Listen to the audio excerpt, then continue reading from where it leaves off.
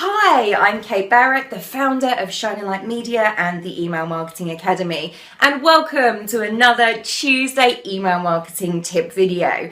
Today is Tuesday the 13th of January 2015, and I want to walk you through a really important aspect of your email marketing today.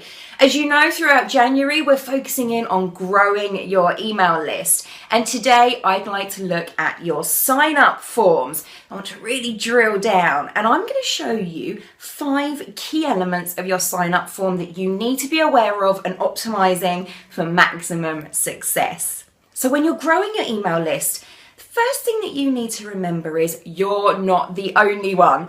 Thousands, hundreds, millions of companies out there are trying to grow their email lists as well. And you need to give people a reason to sign up for your emails.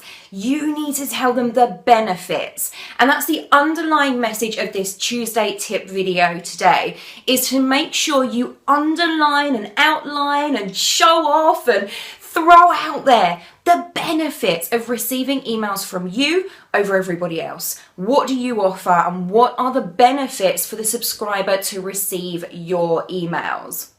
So a question that I've been asked recently is about the different types of opt-in that there are. Now, legally speaking, there are different laws around the world. So in America, you've got CAN-SPAM. In Canada, you've got CASL. In the UK, you've got the Privacy and Electronic Communications Regulation. We like to have names that are a little bit of a mouthful here in the UK for our organisations and our legalities. But those are just some of them from around the world, and there are different regulations. But the key to the legal side of it is to get permission to email people. And even if you take the legalities out of it, morally, and for the engagement of your email campaigns going forward, you don't want to be emailing people that haven't told you they want to receive information from you, that aren't interested in what you offer, don't know your company, don't know about your products or services, have never heard of you, aren't going to respond. You don't want to be emailing people like that, not in an email marketing sense. So you want to be gaining an opt-in. You want to take people through a sign-up form to say, yes, I want to receive emails from you. I'm interested in what you're offering. So in terms of the different types of opt-in, let's just look at 2 main types. Now, you can have a box on your sign-up form that either asks you to tick if you don't want to receive emails from them. I don't recommend that. It's called an opt-out. We don't like that. Don't do that. The other way is to have a box on your sign-up form or your contact form, for example. If someone's going through a purchase process, you can have a box on that form that says, tick here if you want to receive emails from us. Yes, I want to receive emails from you. They have to tick that box. Now, the wording will be different and you want it to be more benefit driven, but that's an example. You've probably seen them when you've signed up for various different companies' email programs. The key here is getting that positive opt-in. They're actually taking that action and ticking the box to say, yes, I want to receive emails from you. It's a positive opt-in. They're taking that time, they're taking that effort. Now, another way to get the opt-in and a type of opt-in would be to have a squeeze page. So a squeeze page, if you haven't heard of it before, is an individual page dedicated solely to one purpose. In this case, getting the email sign up, getting them to be added into your list. That's the only purpose of it. It is distraction free. You've got no main menus. It's completely distraction free with just you taking them through that process to get them to sign up. The only purpose of that page. You're squeezing them through into the funnel to get them to sign up. So you can have a squeeze page. You don't need to have a tick box on there if you make it clear on that page that you are, of course, signing them up to your email program, and that's the whole point of the page, basically. That's absolutely fine.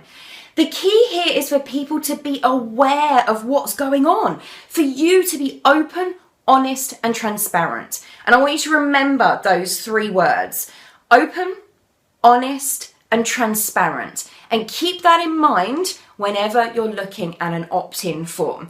So an opt-in form is that place on your website, that area, that squeeze page that has a form on it that people fill in their name, their email address, and click to subscribe.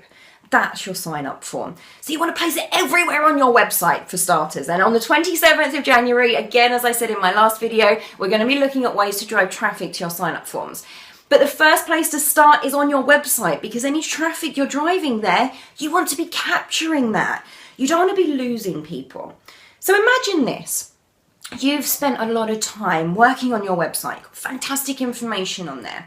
You've spent time doing search engine optimization. You're driving traffic through from search engines to your website from certain terms.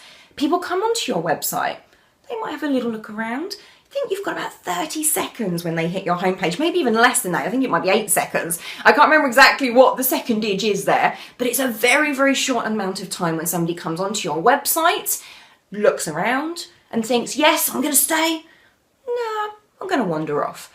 We want to stop those people from wandering off. So if you can get them to sign up to your email list, you can then carry on giving them more and more information, building up to eventually make the sale. So you want to capture that information, and imagine the majority of people that come onto your website probably, and I'm really sorry to break this to you, aren't going to stick around. They're going to have a quick look and then bounce off your website, go on somewhere else, and they won't remember you. So if you can capture their information, again, you can put them into that funnel, give them more information, and take them through the sales process. So getting the opt-in is really important, having that sign-up form on your website. So just very, very quickly, a little bonus today. Some places that you can place your sign-up form on your website. In the header area, in the footer area, at the bottom of blog posts, that's a really key area. You could test having pop-ups come up on your website. There's lots of places that you can put it in the sidebar. Have a look at your website and see where it makes most sense to advertise an opt-in, but certainly in the top half of your homepage, a really critical area to place your sign-up form. So now let's break it down. Let's get into the really key information that you're wanting today. Those 5 key areas of the sign-up form. Let's break it down. The first element, the first area that you need to look at is the design of your form. You want to keep it really clean, really clear, and really easy to use. You don't want to fill it with too much information. You don't want to ask them for too much information, but we'll come back to that in a minute. Keep it really clean and really clear. Now, an idea for you here is to have a link to a page on your website that has examples of previous emails that you've sent. So people can click through from your sign-up form, see those previous emails, and get a really good idea of what you're going to send them. Remember, open, honest, transparent. That's the name of the game. So that's a good idea. If you don't want to do that, you could put a little image on your sign-up form of some previous emails, again, to give them an idea of what they're going to get from you. But overall, you want to keep that design really clear and easy to use. So the second element you need to work on is the headline. The headline really needs to catch their attention. And again, remember, benefit driven. What's in it for me? Okay, you need to remember that in everything that you're writing on your sign up form. Put yourself into the shoes of the person subscribing.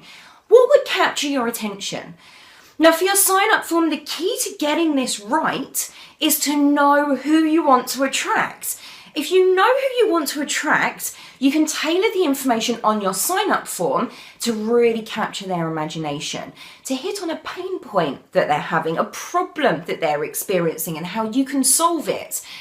Use the information that you know about the people you want to attract onto your list to find those benefits to put into that top short, punchy headline. It's the same as if you're writing a subject line for an email, a blog post headline. If you're writing a newspaper article or a headline on the news, on TV, punchy and short. That's what you want from your headline. But in this case, you want those benefits to really come out. The third element to look at after the design and after the headline is any copy that you're using on your sign up form.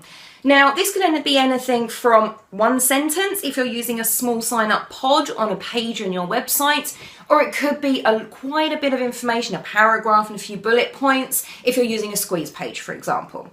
But again, the copy wants to be benefit-driven.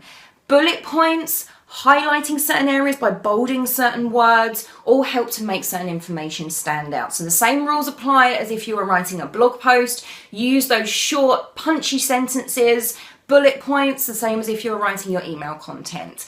Keep it short and again, benefit driven. Tell them the benefits. What are they going to receive from you, and when are they going to receive it? That's the key information to having that copy on your sign up form.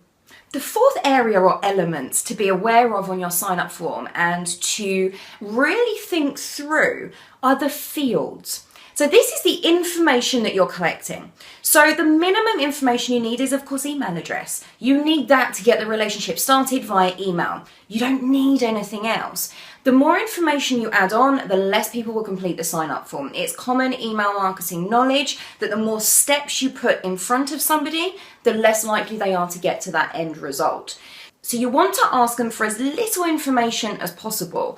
So I would recommend asking them for their first name and their email address, because that means you can start to personalize your communication straight away using their first name. So that's a really key piece of information that you could collect on your sign-up form.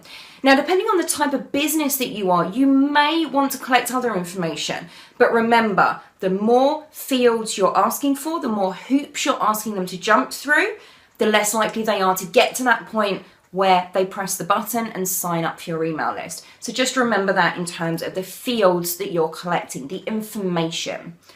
And the fifth and final element of your sign-up form is actually probably one of the most critical elements, and that's your call to action. So this is the text that's on your button on your sign-up form. Again, you want to make it benefit driven.